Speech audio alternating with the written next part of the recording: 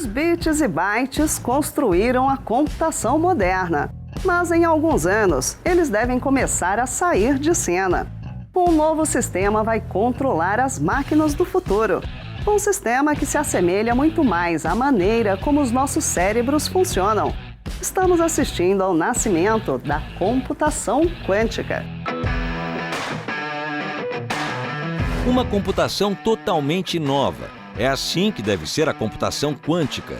O tema tem estado cada vez mais presente e levantado especulações de como isso pode mudar o cenário tecnológico. Mas o que exatamente significa o termo quântico? O conceito vem da física. Diferentemente da física clássica, aquela que vivenciamos no dia a dia, a física quântica é a que rege os elementos cujas dimensões são próximas ou abaixo da escala atômica, como moléculas, átomos, elétrons, prótons e outras partículas. Todos esses estudos foram essenciais para o desenvolvimento da informática quântica nos anos 1980. Essa nova computação se apoia em um dos princípios fundamentais da física quântica, o da superposição. Segundo ela, um objeto pode ter dois estados ao mesmo tempo. É como se uma moeda pudesse ser simultaneamente cara e coroa. Nas situações do dia a dia, ao contrário, ela só pode ser uma coisa, nunca as duas ao mesmo tempo. E isso muda tudo. Como essa nova computação usa a superposição, ela se afasta do sistema binário que é usado atualmente. Então, em vez de ligado ou desligado, vai ser possível ter um meio ligado, por exemplo. Assim, os processos internos da máquina serão mais fluidos e mais próximos do raciocínio humano. Então a gente precisa de fato de uma revolução computacional para implementar um novo sistema que vai se assemelhar muito à nossa mente, à inteligência humana, e isso vai dar um poder para nós, seres humanos, de programação, de desenvolvimento de solução quântica que a gente nunca experimentou. Nesse contexto, toda a arquitetura computacional atual não servirá mais. Serão necessárias novas máquinas, novas linguagens de programação e novos algoritmos. É o estabelecimento de um novo paradigma. Embora os estudos tenham avançado muito recentemente, ainda estamos longe de ter um computador ou um celular quântico em casa. Todos os desenvolvimentos da tecnologia requerem muito investimento e ainda muita pesquisa.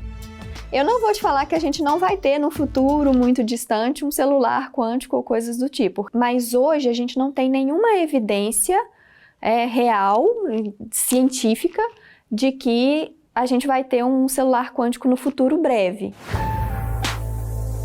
Os primeiros passos, entretanto, já estão sendo dados por grandes empresas e até governos. Nos Estados Unidos, a Lei Nacional da Iniciativa Quântica, aprovada em dezembro de 2018, destina 1,2 bilhão de dólares para o desenvolvimento da computação quântica no país. O Google, por sua vez, criou o processador Sycamore. O sistema é capaz de fazer em menos de 3 minutos e meio um cálculo que levaria 10 mil anos se fosse executado por uma supercalculadora. Empresas como IBM e Microsoft também têm atuado nesse segmento. A IBM, por exemplo, abriu em setembro seu primeiro centro de computação quântica nos Estados Unidos. Lá ela desenvolve o IBM Key System One. Já a Microsoft criou a linguagem Key Sharp e tem um kit de desenvolvimento quântico gratuito que pode ser adquirido por qualquer interessado. Eu acho que ele vai ficar muito mais amigável, inclusive. Eu acho que vai ser muito mais fácil. Não vai ter atrito, vai ser uma tecnologia muito mais wearable. Nós vamos vestir, ela vai ser ubíqua, a gente não vai nem perceber. E ela vai estar convivendo com a gente de uma forma muito mais amigável, muito mais próxima da gente.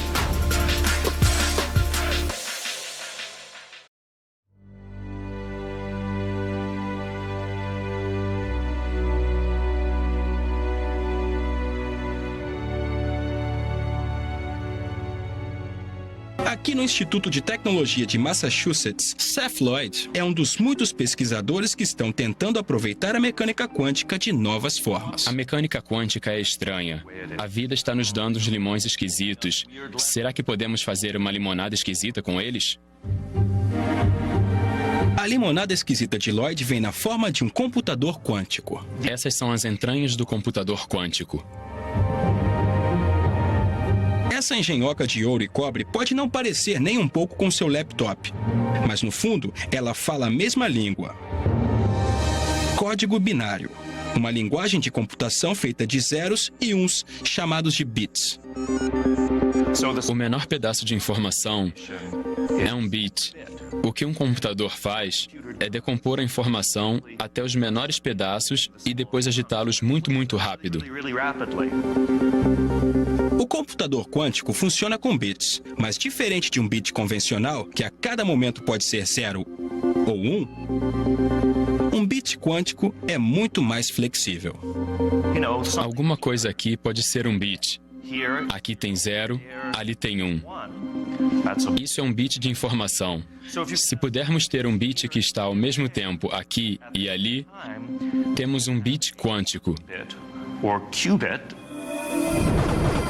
Do mesmo jeito que um elétron pode girar em sentido horário e anti-horário, um bit quântico pode ser 0 e 1. Então ele pode executar várias tarefas ao mesmo tempo.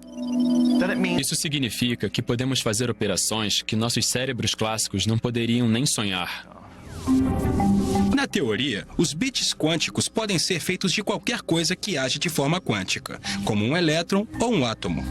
Como os bits quânticos são ótimos em fazer várias coisas ao mesmo tempo, se conseguirmos entender como os bits quânticos podem trabalhar juntos para resolver problemas, o poder dos nossos computadores aumentaria exponencialmente. Para entender como um computador quântico seria tão poderoso, imagine que está preso no meio de um labirinto. In the middle of a hedge maze.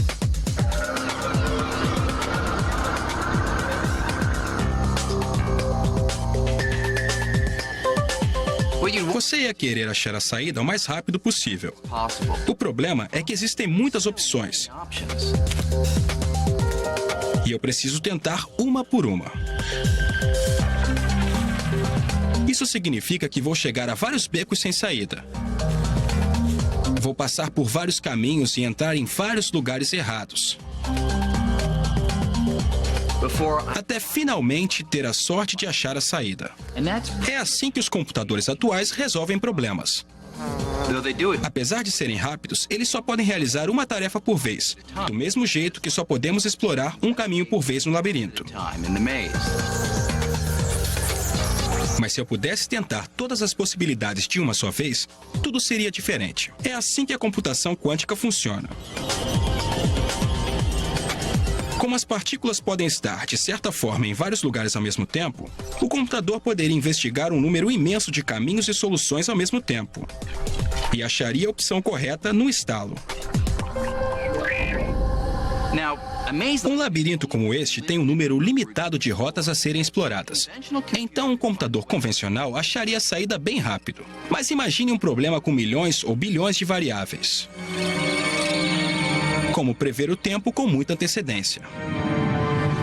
Poderíamos ser capazes de prever desastres naturais como terremotos ou tornados. Resolver esse tipo de problema agora seria impossível, pois precisaríamos de um computador ridiculamente grande. Mas um computador quântico terminaria o serviço com algumas centenas de átomos. O cérebro desse computador seria menor que um grão de areia.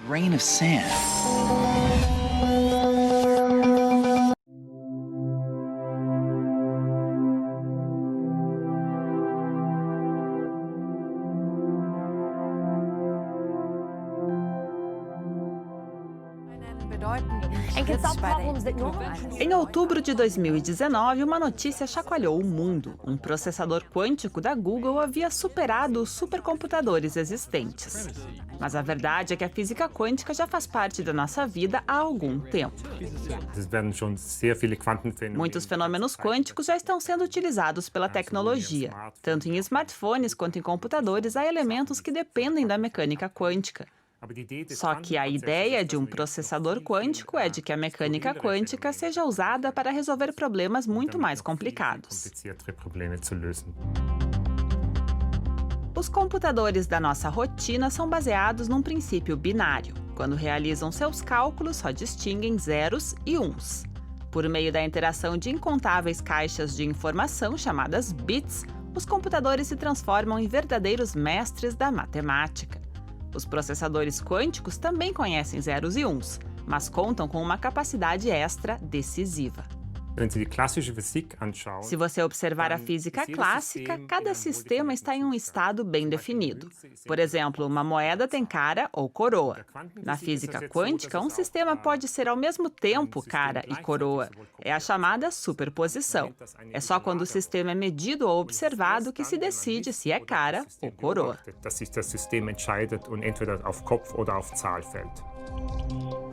Com 3 bits clássicos, é possível realizar um total de 8 estados diferentes, de acordo com o princípio binário.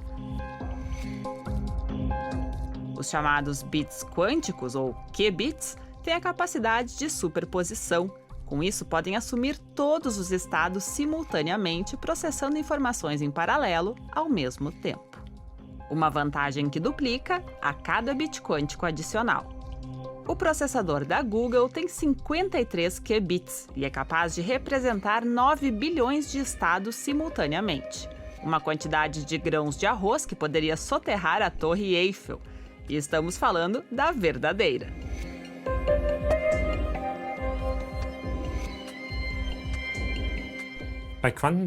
No caso dos bits quânticos, é importante que possam operar próximos, porque são muitos. Na mecânica quântica, essa propriedade se chama entrelaçamento. Todos devem unir-se em um emaranhado, ou seja, formar um só estado no qual todos os qubits trabalham juntos e não têm uma vida individual. Antes de uma medição, as moedas quânticas estão em um estado misto de cara e coroa. No entanto, se uma delas assume um determinado estado, as outras fazem o mesmo. Esse é o entrelaçamento quântico, um dos fenômenos mais misteriosos da física quântica.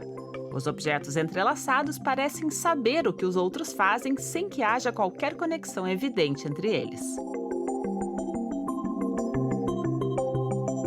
Chegar a esse emaranhado entre os qubits é um desafio técnico enorme. Isso porque os sistemas quânticos entrelaçados são bastante instáveis. O mínimo contato com o meio ambiente, por exemplo, com uma molécula de ar ou partícula de luz, destrói o emaranhado dos qubits.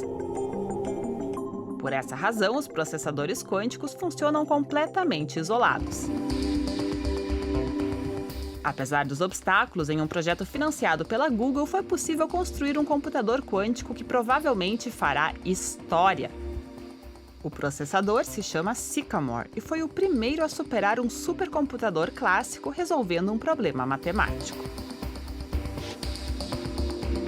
Mas a proteção de dados será um problema. O método de encriptação mais comum hoje em dia, o RSA, que é usado em acessos bancários online, não vai poder evitar que informações sejam hackeadas por um computador quântico. Isso se deve ao fato de que o método de proteção se baseia na decomposição de um número muito grande em 2 fatores primários. Um problema matemático que nos computadores atuais gera erros. Aqui, novamente, entra em jogo a habilidade especial dos computadores quânticos para testar diversas possibilidades simultaneamente.